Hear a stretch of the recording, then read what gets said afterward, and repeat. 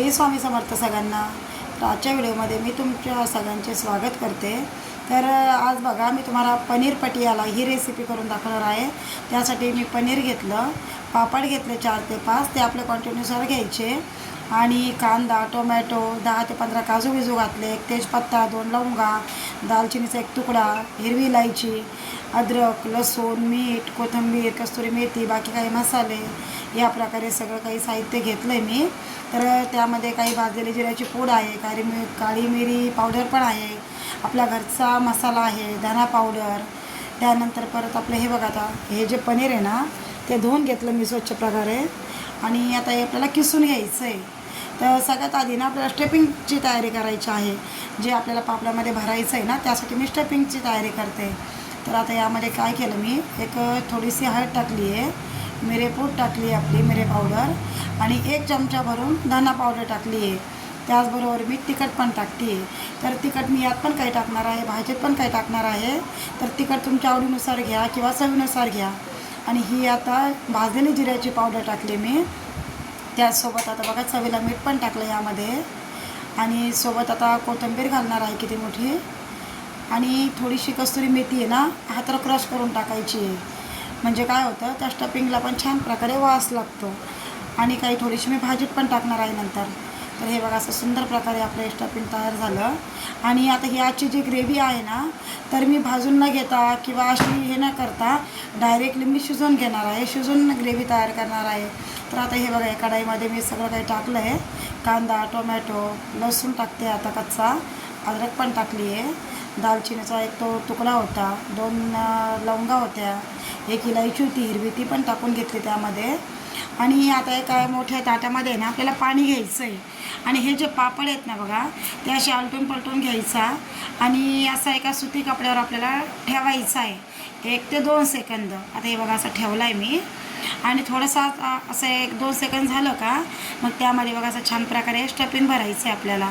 तर स्टफिंग मी अशा प्रकारे भरलं आहे की जेणेकरून आपल्याला असं थोडंसं मुडपता येईल, थोडीशी साईड ठेवायची. आता हे बघा असं पाण्याचा हात लावून हे स्टफिंग असं भरायचं आहे आपल्याला. आणि याची अशी आपल्याला अशी पुडी तयार करायची आहे. तर एक सुंदर तयार अशी आपल्याला पूड तयार होऊन जाते त्याची अशी. आणि थोडंसं फाटलंही ना ते काही हरकत नाही, नंतर व्यवस्थित होऊन जातं ते पाण्याचा हात लावला की. तर अशाच प्रकारे मी काय केलं आहे, एक सगळे असे पापड जर स्टफिंग भरून तयार केलेत बघा, हे बघा. आणि आता ही ग्रेव्ही आपली शिजली आहे बघा. आता ते मिक्सरमधनं काढणं घेते मी. आता मिक्सरमध्ये आता ही ग्रेव्ही, आता कांदा टोमॅटो शिजला आहे तो टाकला, हे जे काजू भिजत घातले होते 10 ते 15 ते टाकले. त्यानंतर थोडीशी आता कोथिंबीर टाकणार आहे. आणि हे बघा आता याची अशी सुंदर ग्रेव्ही मी तयार करून घेते. तर आता हे बघा ग्रेव्ही तयार झाली आपली. आणि जी आता परत मसाल्याची ग्रेव्ही आहे ना ती तयार करते बघा.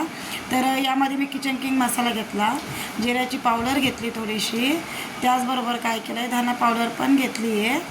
आता हे बघा धना पावडर, आणि थोडंसं लाल तिखट पण घेतलं. आणि आता काय करणार आहे, हळद टाकायची आणि याची पाणी टाकून आपल्याला काय करायचं, चांगली ग्रेव्ही तयार करायची. आता त्याला चमच्याने हलवते बघा मी. आता पाणी वगैरे टाकलं आहे बघा, चमच्याने असं छान प्रकारे हलवून घ्यायचं आहे म्हणजे पूर्ण मसाले एकसारखे आपले मिक्स होतात. आणि आता मी काय केलं आहे, कढईमध्ये थोडंसं तेल टाकलं आहे. आता हे जे आपण रोल तयार केले होते ना ते फक्त मी आपले काय करणार आहे, असे फ्राय केल्यासारखे करून घेणार आहे कमी तेलामध्ये. कारण काय होतं ना, आपण तळून पण घेऊ शकतो, पण आता उन्हाळा आहे आणि जास्त तेलकट नको वाटतं, त्यामुळे थोडंसं मी आपलं काय करणार आहे, ह्या कमी तेलामध्ये फ्राय करून घेते. तर आता हे बघा असे उभे पण ठेवायचे, काही आडवे काही उभे करून असं मस्तपैकी त्याला असं फ्राय करून घ्यायचं. म्हणजे सगळ्या प्रकारे काय होतं, असं ते भाजून पण निघतो पापड आपला, आणि आतमध्ये जे स्टफिंग आहे ना त्यालाही वाफ लागते, तेही चांगलं त्याला चव येते आणि त्यालाही वाफ बसते चांगली. तर आता हे सगळं मी काय केलं आहे, सगळं काही तळून हे बघा आता फ्राय करून घेते. तळून तर काही घेतलं नाही मी, फ्राय करून घेतले ते बघा असे सुंदर. आणि आता हे बघा असे खाली वर सगळे बघायचे एकदा तळून झालेत का. आता सुंदर प्रकारे आपले हे डीप फ्राय झालेले आहेत. आणि आता त्याच कढईमध्ये काय केलं, थोडंसं तेल टाकलं परत मी. आणि जी आपली ग्रेव्ही काढली होती ना टोमॅटो कांद्याची ती टाकली आहे. ही मसाल्याची ग्रेव्ही पण टाकून घेते. आणि याला काय करायचं आहे, जास्त कलर असं येऊ द्यायचं नाही, कारण जास्त काही मला याला कलर नाही येऊ द्यायचा. थोडीशी हळद पण टाकली, घरचं काळं तिखट टाकलं आहे मी, आणि मिरेपूड बघा टाकली. त्यासोबत काय करायचं आहे, जिरेपूड पण टाकली आहे. लाल तिखट पण टाकून घेतलं आहे आणि याला सारखं हलवत राहायचं. चवीला मीठ टाकलं, हे बघा आपल्या चवीनुसार मीठ घालायचं आणि थोडंसं आहे ना असं क्रीम होतं फ्रेश क्रीम, ते पण टाकून घेतलं चमच्याभर. वरतून कस्तुरी मेथी टाकली, थोडी चवीला साखर घातली. आता हे बघा जे रोल आहेत ना थंड झाले का असे कापून घ्यायचे आहेत आपल्याला बघा. आणि आता हे सगळे एका प्रकारे मी कापून घेतले. आणि काय करायचं, आपल्याला जिथे हवे असेल ना तेवढेच कट करायचे.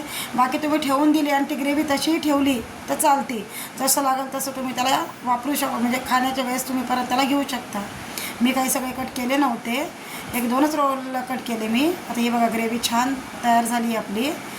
आता हे बघा अशा प्रकारे तुम्ही उभे करून ठेवू शकता. आणि नंतर मग त्याला हे बघा आता वरतून कोथिंबीर घातली आहे, बटर पण टाकते मी. आता ही अशी रेसिपी एकदा नक्की करून बघा. पनीर पटियाला खूप छान लागते. हे बघा सुंदर अशी आपल्याला पनीर पटियाला तयार झालेली आहे. आवडला असेल व्हिडिओला माझ्या सबस्क्राईब करा, लाईक करा, शेअर करा आणि एकदा नक्की करून बघा.